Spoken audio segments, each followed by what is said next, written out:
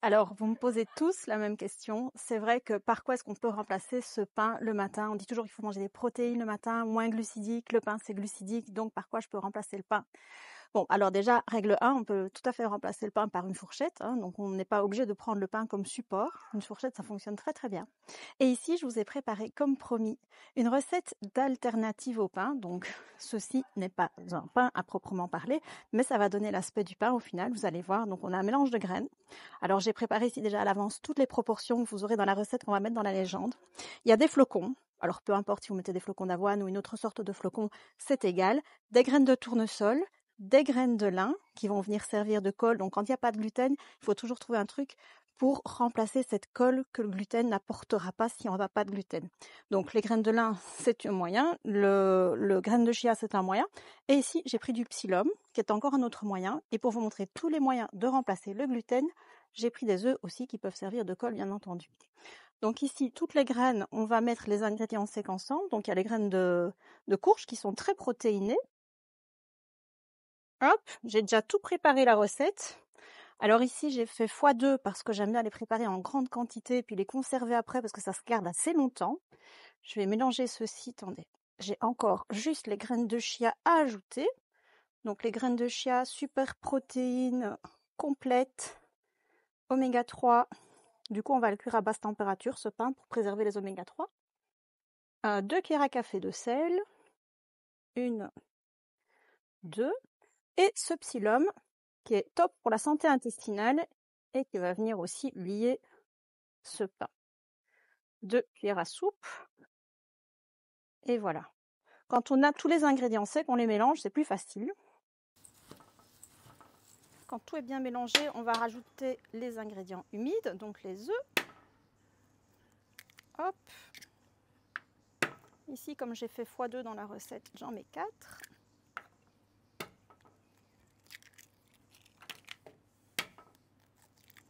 Et on va rajouter l'eau. Alors, j'aime beaucoup compter en tasses parce que c'est beaucoup plus facile de compter en tasses que de peser. De toute façon, ici, c'est jamais qu'une question de proportion. Donc, 2 tasses d'eau filtrée.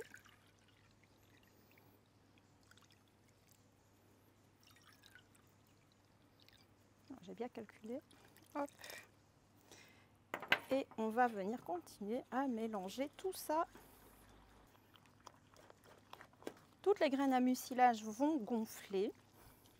Je vais le mettre dans les moules rectangulaires, soit ici un moule en inox, soit un moule en silicone. Puis je vais laisser un peu gonfler encore les pains. Enfin, il ne va pas gonfler parce qu'il n'y a pas de levain évidemment, mais il va absorber toute l'eau qu'on a mis dedans. En voilà déjà un. Alors le deuxième.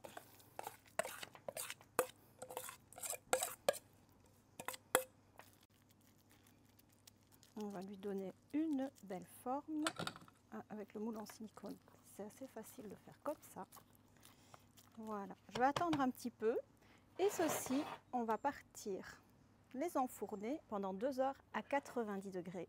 Une fois qu'ils sont cuits, je les démoule, j'enlève le moule et je le cuis encore 45 minutes sans le moule pour qu'il cuise de manière homogène partout. Voilà, donc il a cuit comme je vous l'ai dit tout à l'heure. Regardez le beau pain que ça fait. Il est juste magnifique. Je vais le trancher devant vous. Bon, il n'est pas encore complètement refroidi parce que je n'ai pas la patience d'attendre. Mais voilà, ça fait ce pain-là.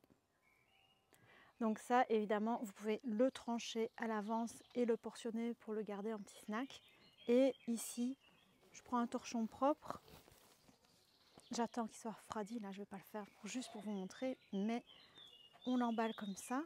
Vu qu'il y a des œufs dedans, c'est quand même bien de le garder au frigo. Et ça, vous le remettez au frigo. Allez, je vais goûter.